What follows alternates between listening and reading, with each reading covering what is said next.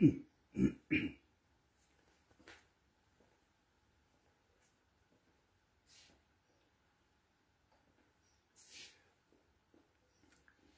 day. When I start, I greet you in the wonderful name of Jesus Christ, my King, my Savior. Grace, mercy, and peace from God the Father, the Lord Jesus Christ, and His wonderful Holy Spirit. Amen. Amen. Wow, wow, wow. Thank you, Lord, for yet another blessing and revelation and opportunity to correct things in our lives. Let's close our eyes.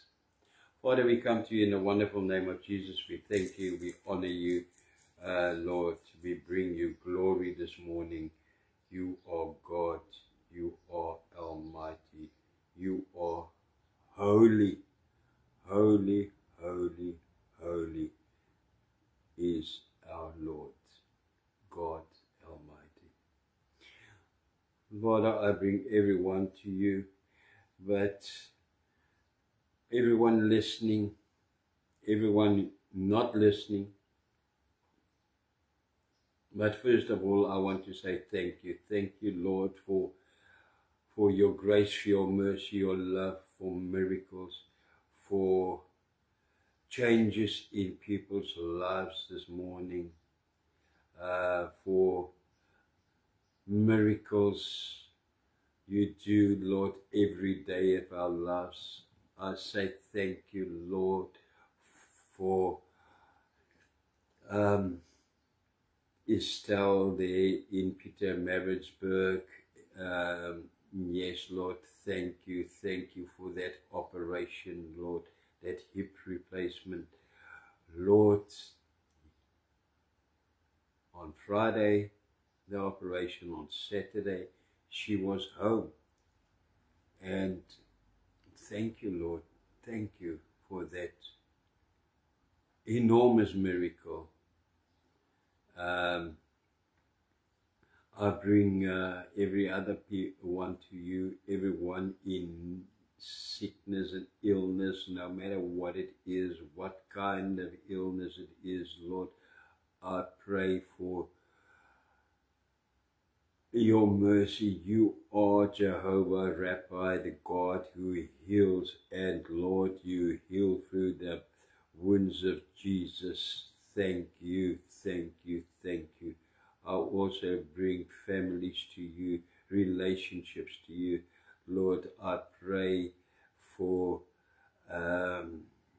revival. I pray for people to turn to you. I pray, Lord, that you will empower women, men, people who pray for their loved ones, for their husbands, wives who pray for husbands, husbands who pray for wives, for families, for children, for mothers and fathers, to meet you, to repent, Lord. I pray for rebirth in Jesus' name. Lord, have mercy on us in these last days, so that we can prepare, so that we can be ready to meet you when you come on the clouds. Bless everyone who's been so faithful in their tithes and offerings. Lord, bless everyone. Thank you that the seeds were received and passed on into fertile ground where it can produce a harvest. Thank you, Lord, that it is not nowhere in a bag, in a bank, wherein it cannot come up and produce a harvest. Thank you. Bless everyone according to your word in your riches in Christ. I pray that in Jesus' name. And reveal your word to us. Lord, I hand everything over to you. Let me be your sound. That is all I ask. In Jesus' name. Amen and amen. And praise the Lord. We are, last time I think I said the fourth letter. That was actually the fifth letter. Because now today we are at the second last letter, the fifth, this sixth letter there. I make the mistake again. We are here with the Philadelphia letter. That is Revelation chapter 3 verse 7 to 13. Now, to give you some little background about Philadelphia, the city of Philadelphia was built by King Pergamon, and he named it after his brother Attalus Philadelphos. Attalus Philadelphos, who was a very soft-spoken and very lovable man. And he used his name Philadelphos to start the city, and he named the city Philadelphia, and he called it his brother's love, brotherly love and love. Now, today Philadelphia is known as Al-Ashir. Now, Philadelphia was at that time,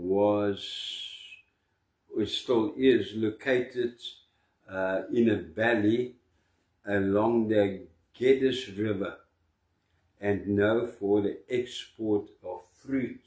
Now, if you look at the map there, you will see that is the valley. It's, look there, it is brown, the mountains, there is desert, and here is this green valley, which was known for the export of fruit. This reminds me of our own town called Ceres here in the Western Cape. Also in a valley, green valley, with and the export of fruit. Now, this area was known for earthquakes, and it was almost completely destroyed by an earthquake in the year 17 AC. Almost completely. Now, from this big city, nothing after that earthquake, there was nothing left of it, and these are the signs of it. That is today the only thing left there. You can see these huge structures. You can show that it was big. There must have been something going on there. And this is what it looks like today. From a big city, it is now a town with approximately 10,000 residents. You can see there's the mountains in the background. You can see here it is quite green here. But I want to show you this, that you can see that unlike the other slides from the other letters, those cities that still exist, they are huge, and there are skyscrapers, and it is big cities. You can see this is a small town now. Yes, this is a small town. There you can see that same picture, the previous picture. There is that temple and that big structure. But that is all that is left of this town in our day.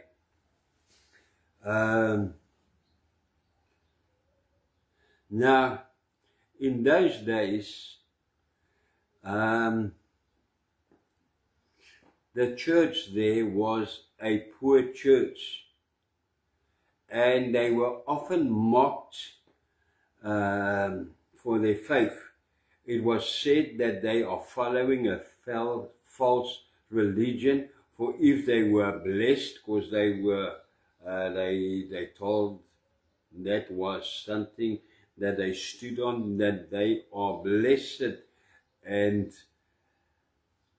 the mockery came that those people said that if they were blessed, then they would not have been this poor and this small. Exactly the way people think today. If you are so blessed, then why are you so poor? Why is it going so bad? Really? Because you know, our blessing is not in the material. It is, we are blessed because we are saved. We are blessed because we have the Spirit of God inside of us, and the Lord is working through us. That is our blessing. That was their blessing. Now, before I start, I want to say that this letter and the Ephesus letter, you remember that was the first letter, that is the loveless church, it was known as. And this one, the lovable church, they go hand in hand. Why do I say that? Because that one did not have love, and it had to change a few things. It did not have love because of one reason: God was not their first love. This church is called, or this letter is the love letter. In other words, God was their first love.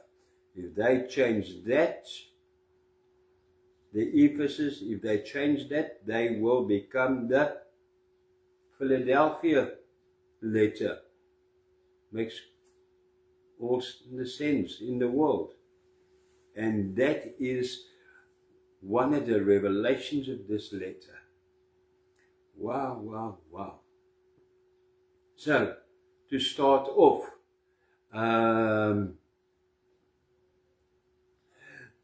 love is not godly love when it has conditions, when it's placed in classes or in categories. Then it is loveless, and it is nothing else but the Ephesus letter. Then you have some love for God, but you do not keep the commandment of Jesus and the first love. What is the commandment of Jesus? The commandment of Jesus, you will remember, it is Mark 12 verse 13 and 31, in the words of Jesus himself: thou shalt love the Lord thy God with all thy heart, and with all thy soul, and with all thy mind, and with all the strength, thy strength. This is the first commandment. And the second is like, namely this: thou shalt love thy neighbor as thyself. There is none other commandment greater than these. Amen. Amen. Wow, wow, wow. And that is what they kept. Now, something I want to mention, because it's noteworthy, that Jesus says this twice, that they kept the command. He says it twice in this letter to Philadelphia, in verses 8 and in verses 10, he says, you stayed with it. You kept my commands. So let's start. Verse 7.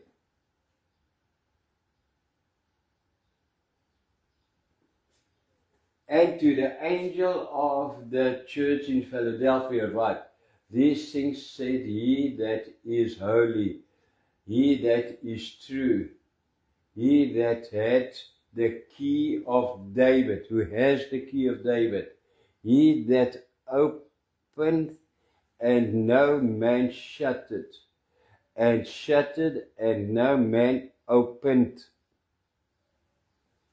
Amen. Well, to start off, the angel of the church, from the first letter right through, it is still the preacher, the leader of the church. Amen. Then there is something here, the key of David. What is the key of David? The key of David refers to authority. Really? Yes, because there it is. The authority to open and to shut, to close, to shut and to open. That is the authority of God that He gives us in New Testament, Matthew, 19:19, when He says, whatever you bind on earth will be bound from heaven, and whatever you unbind, you release on earth, it will be released from heaven. Amen. It is nothing but authority. He who has authority. When you have the love of God, when God stands number one, then you will have the authority of God. Amen. Now,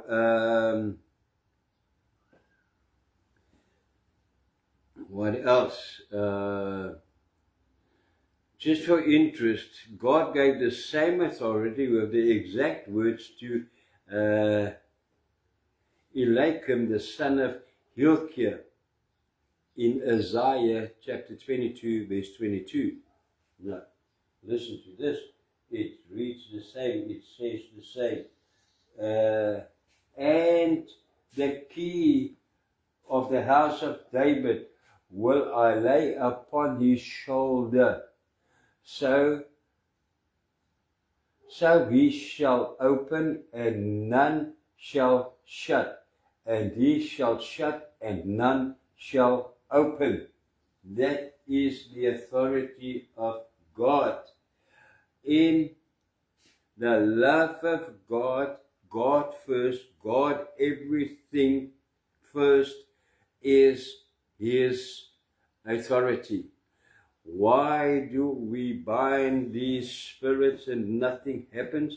Maybe because there is a lack of love for God. God first. Maybe that is the reason. When I look at the verses, the text, and then surely it makes sense. Then let's go to verse 8. Verse 8. I know thy works. Behold, I have set before thee an open door, and no man can shut it. For thou hast a little strength, and hast kept my word, and hast not denied my name. What a verse. It confirms what Paul says, that when he is strong, he is weak, and when he is weak, he is strong. Now, Paul did not only speak about power and strength to push through to the end like we think, but about authority he said that when the attacks come from the enemy and he become weak, he has strength. Why? Because he has the authority and power to bind it in the name of Jesus. Amen.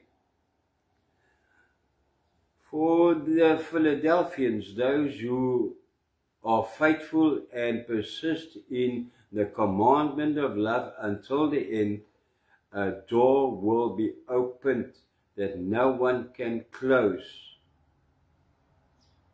All right. Which door is this? The door to bind and to unbind in the name of Jesus.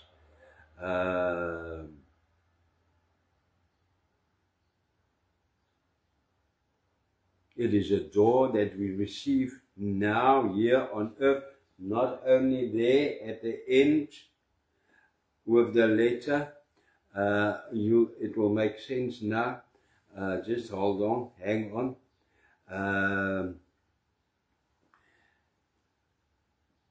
Because there at the end, there is a door that no one can close, and that is the door in Revelation chapter 4 verse 1 with the rapture. John says in Revelation chapter 4 verse 1 that or should I say, he calls heaven an open door with the rapture.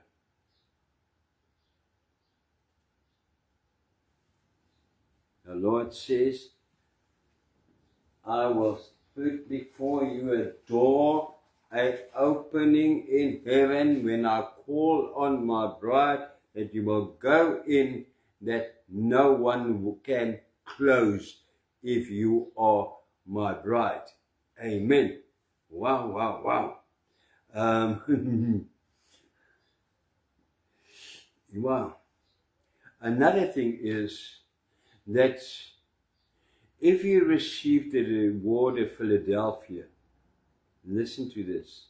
If you receive the reward of Philadelphia, you will also receive the reward of Ephesus, as well as all the other 7 letters. Why? Because there, then your love, the love will be complete in you. And all those letters are connected with love for God. Love God first. It is. If you think of it, what we've done so far. If you think of it, when you look at all the letters, the negative charges against them are all a lack of God that made them disobedient to God. A lack of love towards God or the neighbor or the self. Matthew 12:30 and 31. Let me quote it again. And thou shalt love the Lord thy God with all thy heart, and with all thy soul, and with all thy mind, and with all thy strength. This is the first commandment. Everything that is negative, which is a shortcoming in all those letters, is out of that verse. The minute that God stands first, the love of God, then all those letters change into positives and they have rewards. Amen. Wow, wow, wow.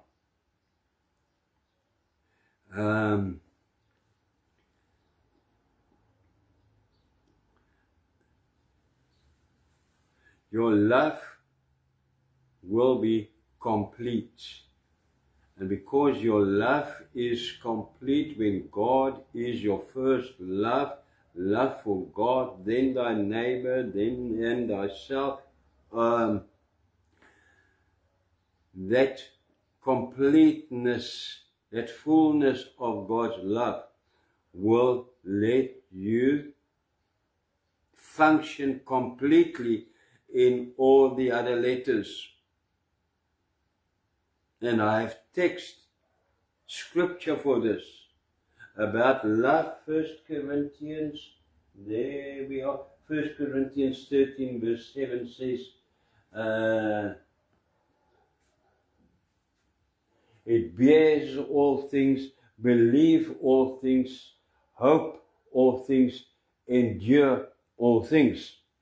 That is, if I have the love, all things in all the other letters will be endured, will be hoped, will be bared, will be believed. Amen. Galatians chapter, what is it? Chapter 5, 22 and 23. But the fruit of the Spirit is love, joy, peace, long-suffering, gentleness, goodness, faith, meekness, temperance. Against such there is no law. There it is. Those are the things that short in the other letters. Corinthians chapter 13 verse 4 to 7 reads, love suffered long and is kind. Love believed not. No, love believes. Let's just read the, let me get to this side where I can maybe see something. Love suffered long and is kind. Love envies not. Love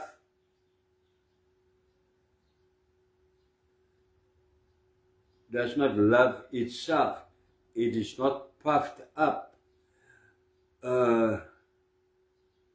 Do not behave itself unseemly. Seek not her own. Is not easily provoked. Think not of evil.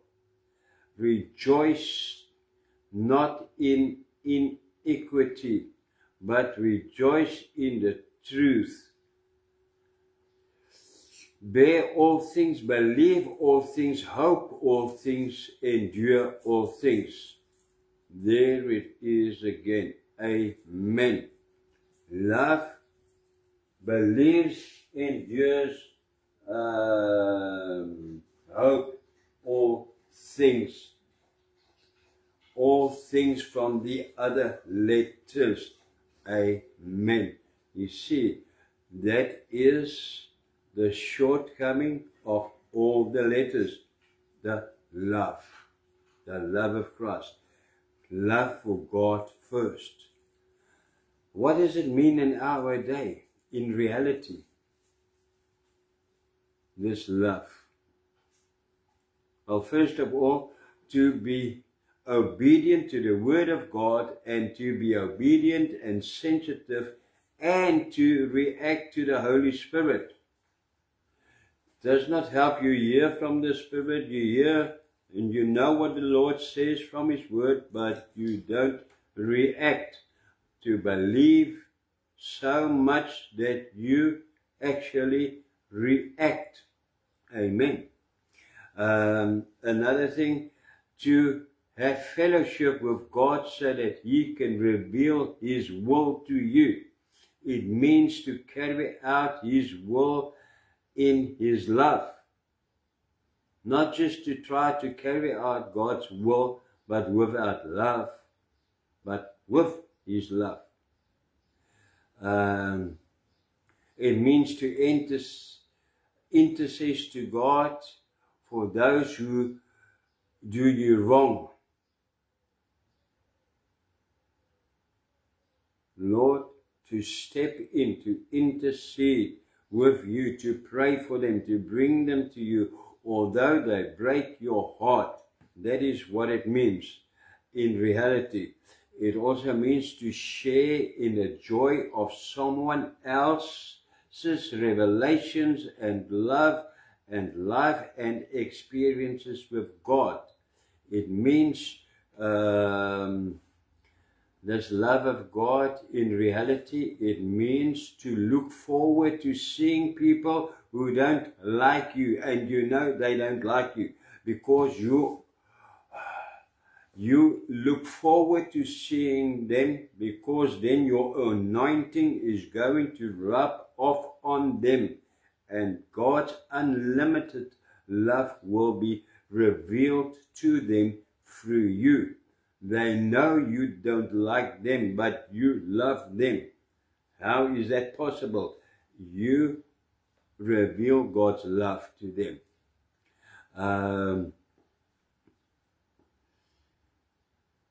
This love means to expect signs and wonders wherever you go.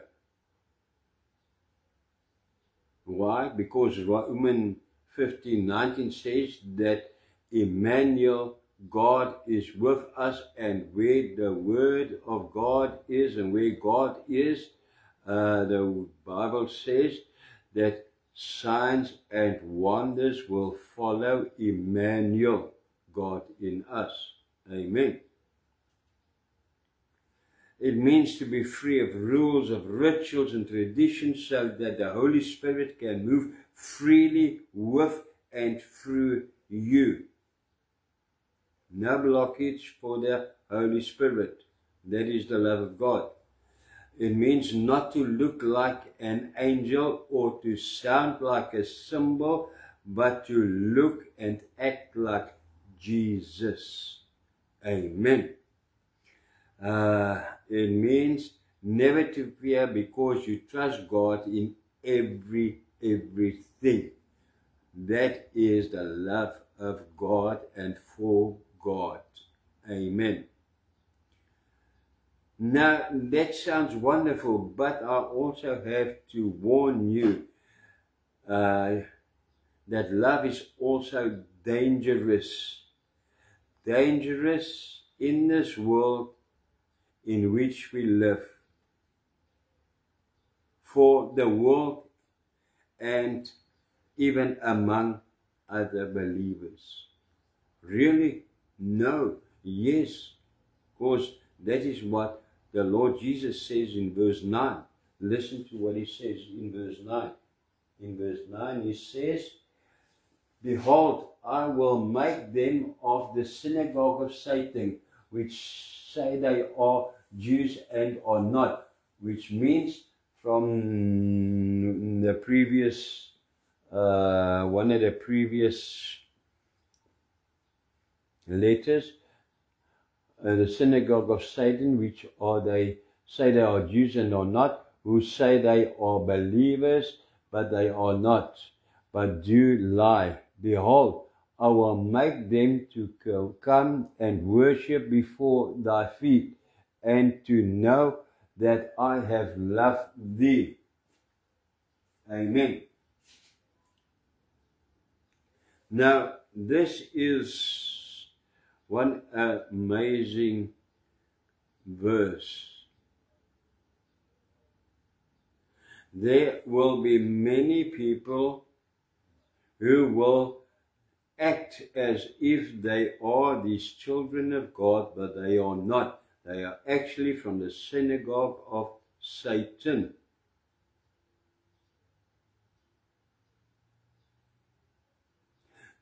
Why? Because they are led by the words of Satan, of hate and jealousy and all of that.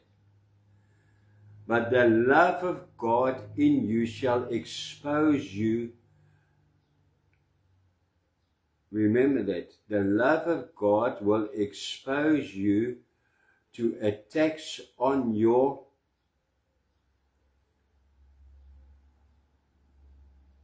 on your faith, on your honesty, your credibility, and your authenticity. It will all be under attack. Always.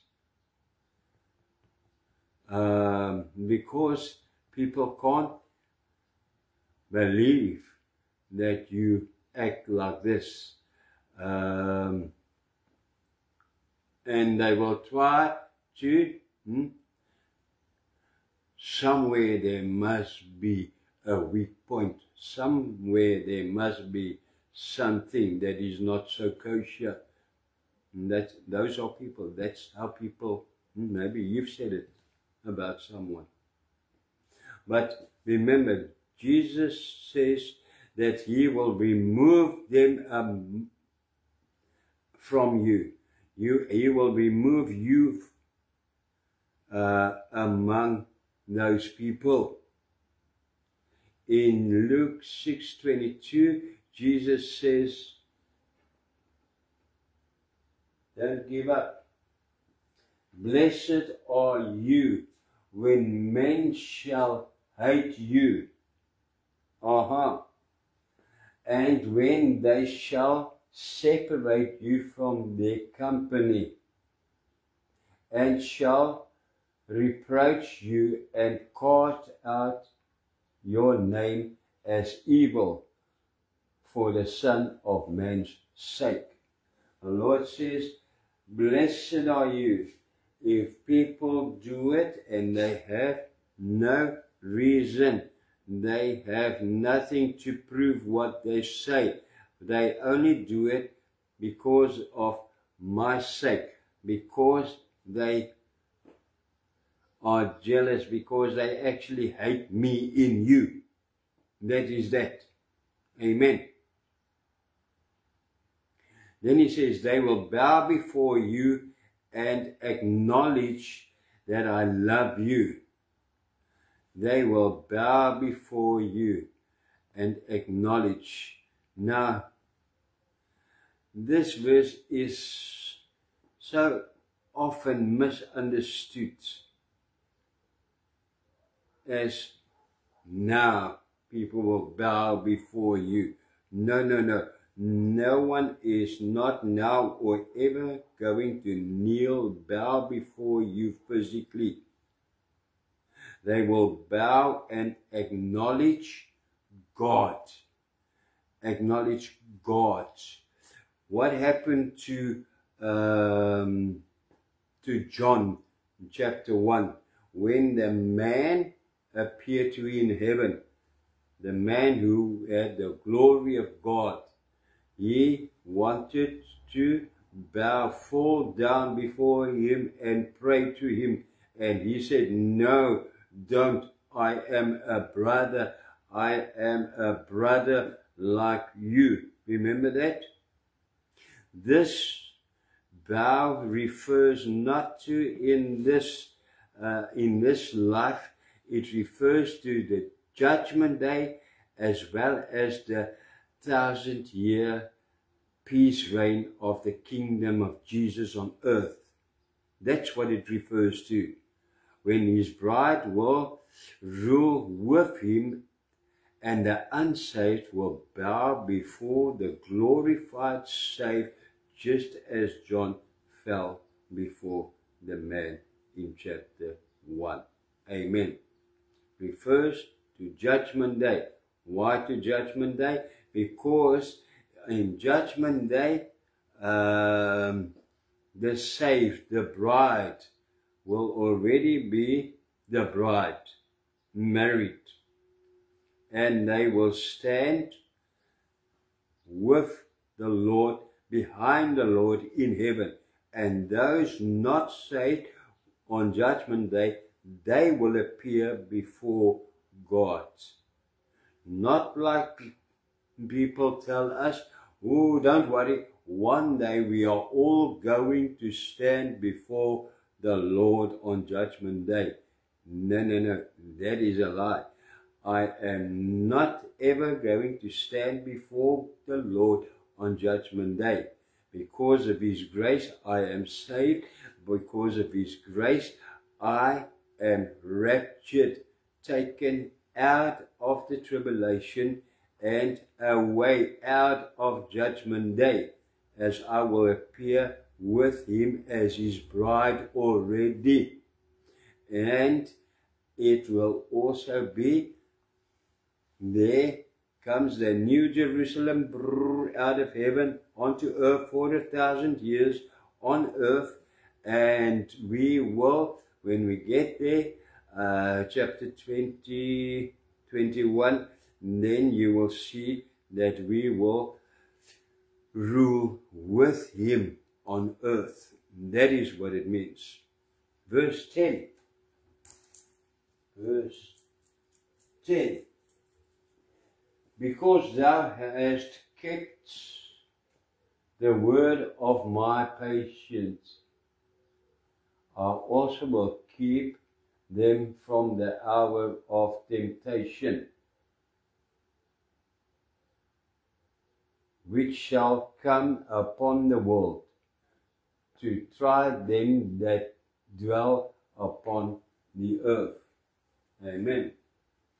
Now this verse brings a lot of confusion among people who try to lay out the word of God, revelation, by themselves. And everyone who says that there isn't a rapture, as well as those who claim that the saint will undergo, will go through the tribulation, it is a purification period, and that is all a lie. There in this verse is the proof. And even there are people who say that we are in the tribulation. This is not true. The original text, and it is such a pity that this verse is so badly translated in all languages, because the original text in Greek reads as follows. Now listen to this. This is wow. Keep thee in the hour of temptation. I will keep thee in the hour of temptation. It sounds like the Lord will keep us in the hour. He will look after us in the hour, but we will be in the hour. But the Greek reads that part. You understand Greek? Now you understand it. It says ektes horis, ektes horis, ektes horis. What does that mean? Ek means to remove with an intense force from the hour of the tribulation. From the hour. You see, not in the hour, but to take with a force from it, so that you miss it. Let's go on. Tes horis, and there it is, from the hour. So, combined this, it reads, remove you with an intensive force, that is with the tribulation, with the rapture, from the hour, out of the hour of the tribulation, the period of tribulation. You will miss, the bride will miss the tribulation. Hallelujah. There the Lord says it with his own mouth. Amen. The only Bible that I could find that reads correctly is the 1982 King James Bible. It says, I will keep thee away from the hour. I will keep you away from the hour, because I will rapture you before the tribulation. Amen and hallelujah. Thank you, Lord. Verse 11. I think it's verse 11. Let's look. Yes, behold, I come quickly. Hold that fast which thou hast, that no man take thy crown. Amen. Hold on to what you have, so that no man takes your crown. No one takes away your crown that is about you are about to receive when you go to heaven. And it also means your crown now. A crown now? Yes. We don't realize that it's because we do not know much about the spiritual realm. But upon rebirth, listen to this. This is what. Upon rebirth, you receive a light of the anointing of Christ. Those who has been in Satanism and those things, and who knows a lot more about the spiritual world, say those who are really reborn, in which the Spirit of God dwells, they have like this bluish color coming out of them. And that is what I call the crown. A bluish, it looks something like they describe it as a gas flame. Wow. Now, upon rebirth, you receive that crown of the authority and the power and the glory of the Lord. Look after it. Hold that fast which thou hast. Hold on to that. Stay in the Lord. Don't lose your anointing. Because from that anointing you will get another crown.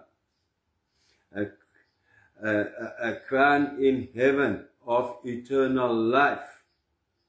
Another thing I want to say, you won't find it in the Bible, but based on this verse, those who has this bluish, let's call it a bluish crown anointing, only they will be raptured.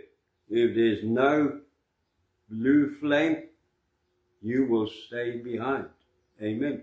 Makes all the sense. Right. Verse 12.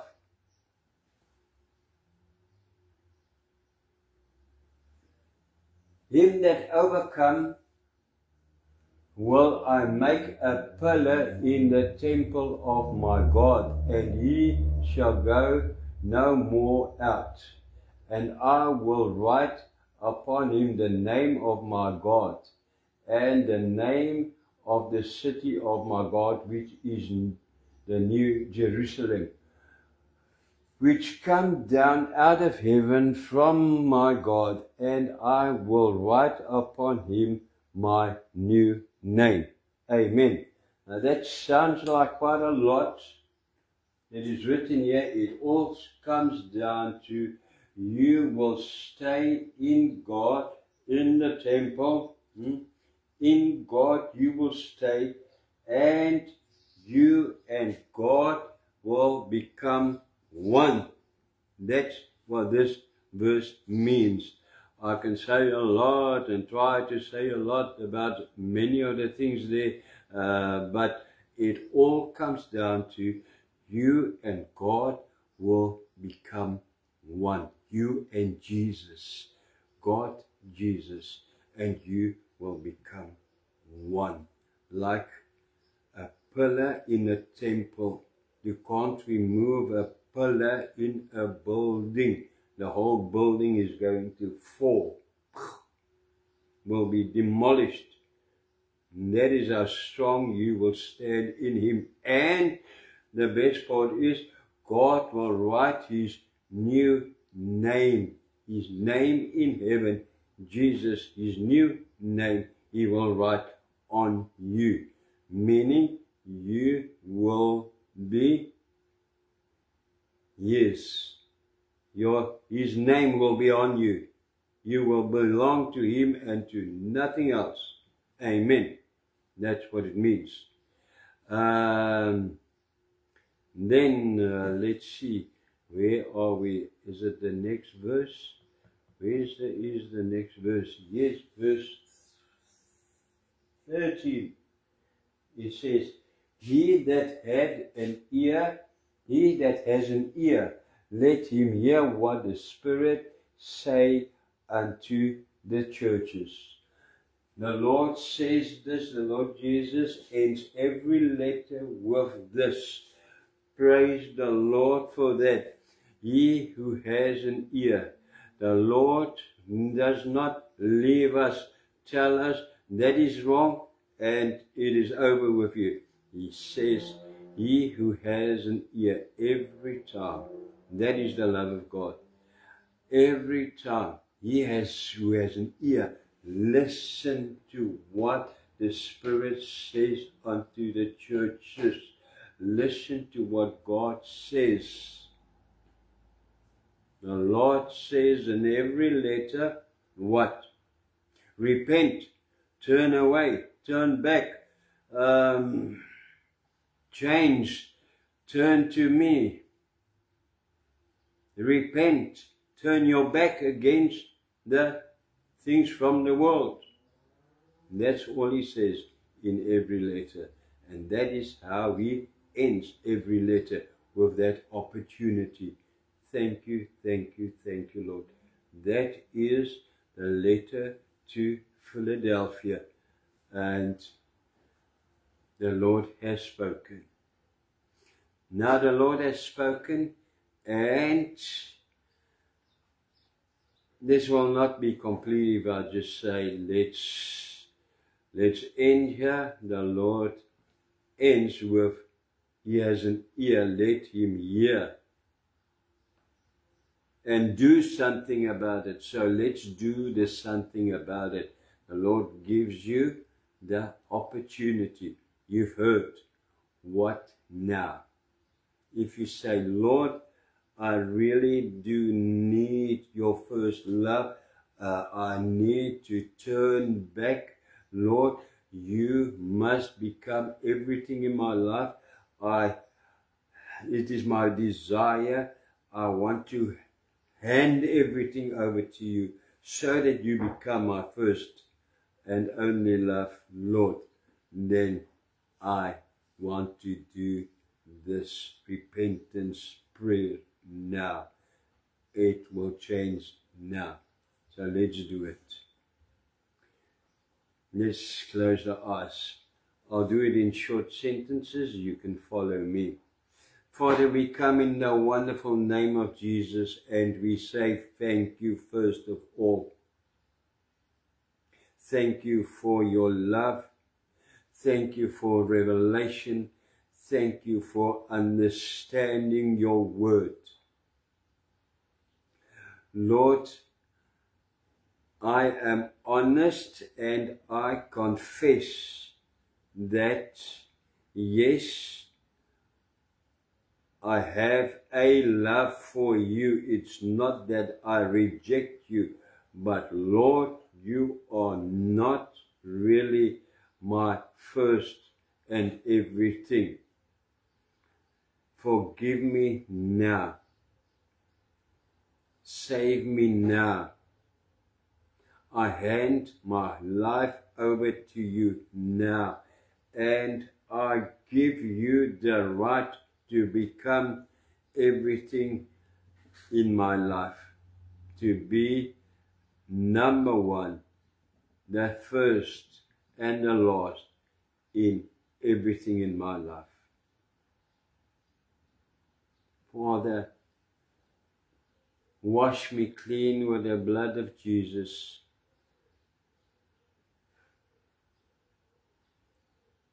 And restore me now in your glory. Father, thank you for your grace and your love. Thank you, Lord. I have just become a Philadelphia witness letter. Thank you.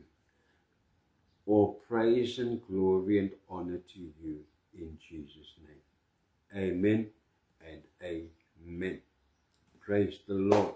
Thank you, Lord Jesus. Wow, that is that. And now, until next time, and that is on Wednesday. It's only 3 days away, and then we are on with the next letter. Love is sense letter. Until then, I greet you in the wonderful name of the Lord with God's blessing. First in Hebrew and then in English. Yerechocheta Adonai dishmarecha, Ya'er Adonai poanelecha, vechochonechta, Yesa Adonai poanelecha, ve'asem lecha, Shalom. It means the Lord will bless you and keep you. The Lord will turn towards you, be gracious to you, like now, today again. Take you, clean you, wash you in the blood of the Lamb, and put you up there with Him and give you peace. Amen. Until next time, Shalom, peace.